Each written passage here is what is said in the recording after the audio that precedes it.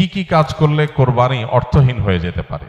কোরবানি অর্থহীন হয়ে যাওয়ার জন্য সবচেয়ে বড় যেই কাজটি হতে পারে সেটা হলো লৌকিকতার কারণে বা আল্লাহর সন্তুষ্টি অর্জন ছাড়া অন্য কোনো কারণে যদি কোরবানি হয় তাহলে সেই কোরবানিটা অর্থহীন হয়ে যেতে পারে। কোরবানিটার সওয়াব পাওয়া থেকে আমরা বঞ্চিত হতে পারি। আল্লাহর কাছে এর কোনো বিনিময় আমাদের নাও থাকতে পারে যদি আমাদের ইখলাস না থাকে।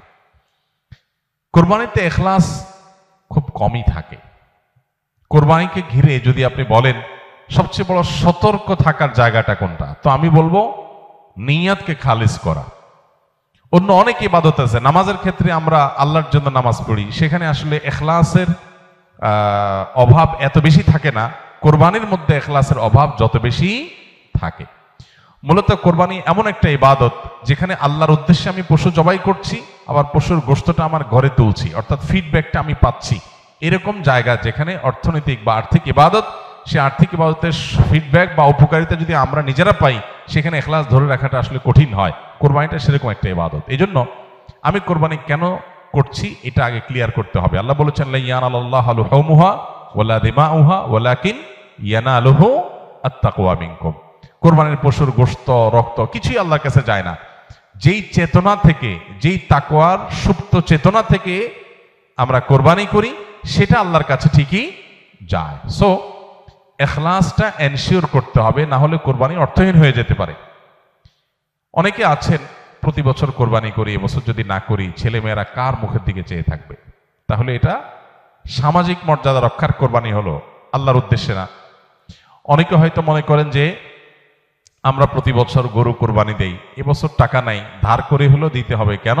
কারণ আমাদের মুখ থাকবে না, মান সম্মান থাকবে না যদি ছাগল দেই। মানুষ মনে করবে গরিব হয়ে গেছি। এই যে মানুষ কি মনে করবে সেই চিন্তা থেকে আমি গরু কোরবানি করলাম, অর্থহীন হয়ে যেতে পারে কোরবানি। ঠিক একইভাবে নতুন আত্মীয় হয়েছে, অন্যান্যবার কোরবানি করি বা না করি, এইবার তো করতেই হবে। মেয়ে বিয়ে দিয়েছি, বিয়ের বাড়ির মেহমানরা আসবে, তারা জানবে, তো এবার কোরবানি না দিলে তো মুখ থাকে না। কোরবানি আমার উপরে আবশ্যক হয় না, তারপরে আমি কোরবানি করতেছি কেন? ব্যয়কে দেখানোর জন্য। ইখলাস নষ্ট হয়ে গেল। অনেকে আছেন যে কোরবানির মূল উদ্দেশ্য হলো ফ্রেশ গোশত সংগ্রহ করা, এই সামাজিক মর্যাদা ইত্যাদি, এগুলোর কারণে কোরবানি সবচেয়ে বেশি অর্থহীন হয়ে যায়। এই জন্য কোরবানিকে সবচেয়ে বেশি আমাদের রিয়া বা লৌকিকতা থেকে মুক্ত রাখার চেষ্টা করতে হবে। আল্লাহ আমাদের তৌফিক দান করুন। দ্বিতীয়ত, হারাম অর্থ দিয়ে যদি কোরবানি করেন তাহলে সেটা অর্থহীন হয়ে যেতে পারে। আপনি দেখবেন কোরবানির ইবাদতটাতে এক অদ্ভুত দৃশ্য আমাদের দেশে দেখা যায়। যারা যত বেশি প্র্যাকটিসিং, তাদের কোরবানির পশুর সাইজ সাধারণত তত কম থাকে।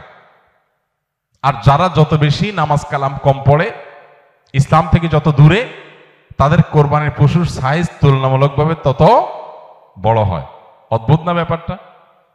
আপনি ঢাকা শহরে ঘুরে ঘুরে দেখবেন যে গুলশান, ধানমন্ডি, বনানী, বড়লোকদের এরিয়াগুলোতে এক একজনের গ্যারেজের ভিতরে আপনার বিভিন্ন নামের গরু, কালাচান, সুলতান, ধলাচান, লালচান, এক একটা গরু 3 লাখ, 4 লাখ, 5 লাখ, 7 লাখ, 10 লাখ টাকা দামের 2-3টা গরু। হয়তো অনেক এলাকা আছে যে একটা পাড়া মহল্লাতেও এত টাকা খরচ করে সবাই কোরবানি করার সুযোগ হয় না। যাই দেখেন ওই বাড়িতে যারা থাকে তাদের নামাজ নাই, কালাম নাই, ইবাদত নাই, বন্দেগী নাই। কোরবানির বেলায় মাশাআল্লাহ 4টা-5টা আছে, কারণ এটাতে বেটাগিরি জাহির করা যায়। আর যদি নির্বাচন সামনে থাকে তাহলে তো কোনো কথাই নেই। তাহলে এবার 10টা গরু, 20টা গরু, 30টা গরু। তো এগুলো বেশিরভাগ ক্ষেত্রে হারাম উপার্জন থেকে হয়, বিশেষ করে যাদের মধ্যে আল্লাহর ভয় না থাকে।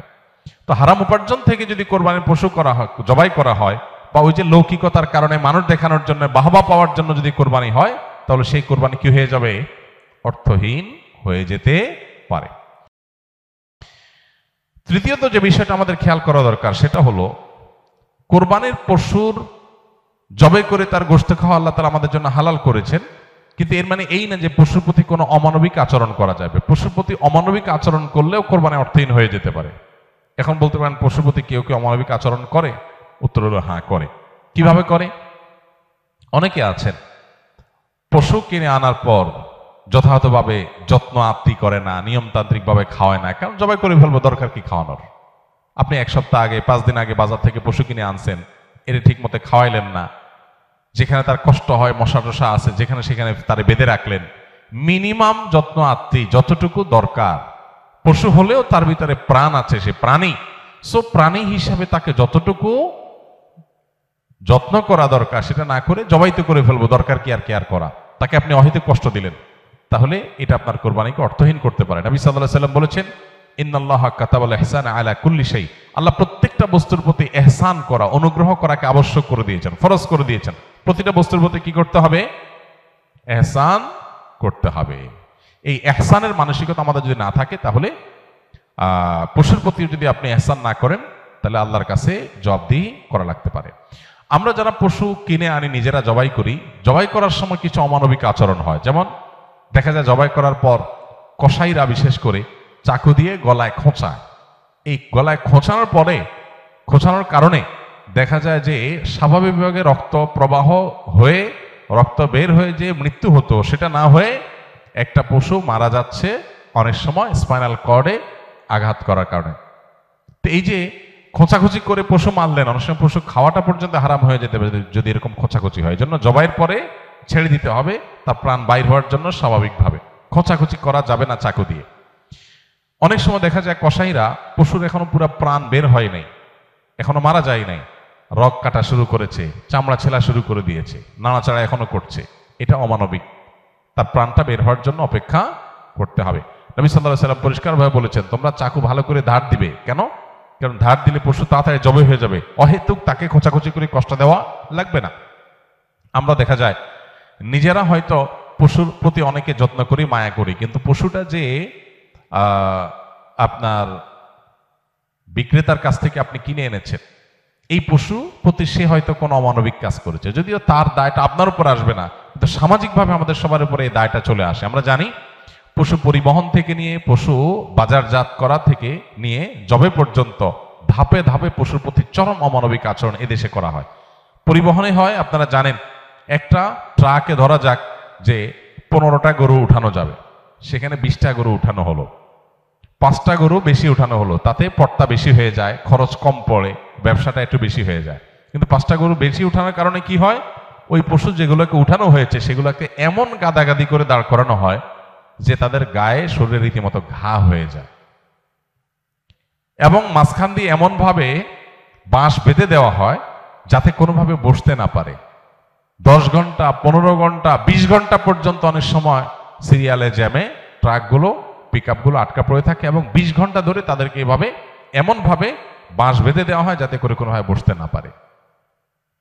ছাগল দোকানে আপনারা দেখবেন, ঢাকায় যে সমস্ত আপনার ছোট ছোট ছাগল বিক্রির জায়গাগুলো আছে, দোকানগুলো আছে, সেগুলোতে দেখবেন গলায় রশি বেঁধে এমন ভাবে ঝুলায় রাখা হয় যে হয়তো 1-1.5 ফিট বা আরো কম রশি রাখা হয়, এবং যাতে কোনোভাবে ছাগল বসতে না পারে, কারণ বসলে তো ক্রেতা দেখতে পাবে না, ক্রেতা যাতে সাইজ দেখতে পারে সেজন্য তাকে দাঁড় করিয়ে রাখা হয়। সে দাঁড় করানোটা কখন থেকে নিয়ে ওই যে সকাল 7টা বা 6টা ফজরের পর পর পশুর দোকান খোলে তখন থেকে নিয়ে একদম রাত 8টা-9টা পর্যন্ত, এই পুরো সময় 12 ঘন্টা, 14 ঘন্টা, 16 ঘন্টা আপনি এইভাবে ঝুলায় রাখতেছেন একটা জীবন্ত পশুকে।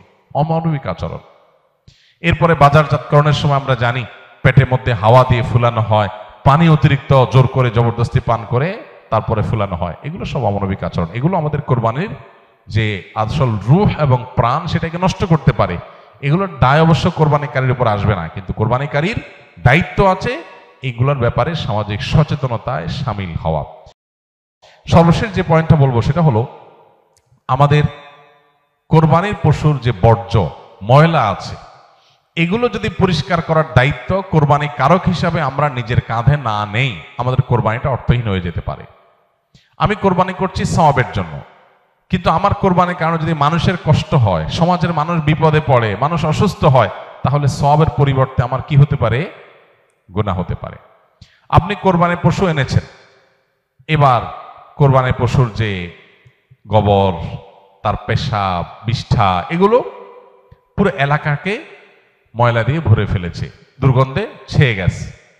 আপনি কোরবানিকারী, আপনার দায়িত্ব এগুলোকে পরিষ্কার করে যথাস্থানে ফেলে দেওয়া এবং মানুষের যেন কষ্ট না হয় সেদিকটা খেয়াল করা। গোবরগুলো নিয়ে আপনি ড্রেনে ফেলে দিলেন, তাহলে ড্রেনে জলাবদ্ধতা তৈরি হবে, পানি প্রবাহ বন্ধ হয়ে যাবে এবং সেটার কারণে সেই বদ্ধ পানিতে মশা তৈরি হবে, ডেঙ্গু তৈরি হবে। সেখান থেকে মানুষ, এখন ডেঙ্গুর সিজন শুরু হয়েছে, গতকালকে না যেন আজকে পত্রিকা দেখলাম যে এবার মৌসুমের শুরুতেই ডেঙ্গুর প্রকোপ ভয়াবহ।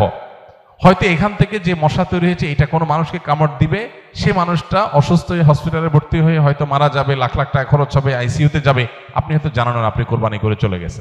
তো এই জন্য আমাদের কোরবানির পশুর বিষ্ঠা, ময়লা, বর্জ্য এগুলোকে পরিষ্কার করা, যথাস্থানে ফেলা, যেখানে সেখানে না ফেলা, এবং ড্রেন অন্যান্য জায়গায় মানুষের রাস্তাঘাটের আশেপাশে চলাফেরার জায়গায় ফেলে মানুষের কষ্টের কারণ যেন না হয় সেটা লক্ষ্য করা আমাদের কর্তব্য। যদি না করি তাহলে এই কোরবানি অর্থহীন হয়ে যেতে পারে। ভাইরা আমার, প্রতি বছর এই বিষয়টাতে আমরা সচেতনতা সৃষ্টি করার চেষ্টা করি। কোরবানি হোক পবিত্র, আমাদের দেশও থাকুক পরিচ্ছন্ন, আমাদের পরিবেশটাও ভালো থাকুক, এই স্লোগানটা আমাদের মাথায় রাখতে হবে। কোরবানি করার পরে অনেক সময় দেখা যায় কোরবানি পশুর রক্ত রাস্তায় বেয়ে পড়ে গেছে, মাটির রাস্তায় শুকিয়ে গেছে, আমি ভালো করে পানি ঢালি নাই, দায় সারা একটু পানি ঢেলে চলে গেলাম, তাহলে এই রক্তটা শুকানোর পরে দুর্গন্ধ হবে, মানুষ আশেপাশ দিয়ে যাবে, নাকে হাত দিয়ে যেতে হবে, কষ্ট হবে, দিলের বদদোয়া মানুষের আপনি পেতে থাকবেন। তো কোরবানি করে কি লাভ? আল্লাহর বান্দাদের কষ্ট দিয়ে তো আল্লাহকে আপনি খুশি করতে পারবেন না। কোরবানি পশুর জবে করার পর অনেকে বুড়ি পছন্দ করেন, বুড়ি খাওয়া হালাল, কেউ চাইলে পছন্দ করলে খেতে পারে পরিষ্কার করে। এখন বুড়ির যে ময়লা সেগুলো আপনি রাস্তার পাশে কোন একটা খালে ফেলে দিয়ে চলে গেলেন, কারোর খেতে ফেলে দিয়ে চলে গেলেন, রাস্তার ধারে ফেলে দিয়ে চলে গেলেন। এবার 1 সপ্তাহ, 10 দিন, 15 দিন, 20 দিন, অনেক সময় 1 মাস বা আরো বেশি সময় পর্যন্ত এগুলোর গন্ধে আশেপাশে মানুষ বসবাস করা কঠিন হয়, পথচারীদের কষ্ট হয়। তো এগুলো সবগুলোই কিন্তু আমাদের কোরবানিকে অর্থহীন করে ফেলতে পারে। অতএব আমাদের উচিত হবে যে আমাদের কোরবানির পশু ময়লা বর্জ্য এগুলোকে গর্তে ফেলে দিয়ে মাটি চাপা দিয়ে সুন্দর করে সেটাকে দাফন করে দেওয়া, যাতে কোনোভাবে মানুষের কষ্টের কারণ না হয়। আল্লাহ রাব্বুল আলামিন আল্লাহকে সন্তুষ্ট করার মতো করে কোরবানি আমাদেরকে নিবেদন করার তৌফিক দান করুন। কোরবানি যেখানে ত্যাগের কথা বলে, সেখানে যদি আমরা মানুষকে কষ্ট দেই তাহলে এটা সওয়াবের পরিবর্তে কোনো কোনো ক্ষেত্রে গুনাহের কারণ হতে পারে।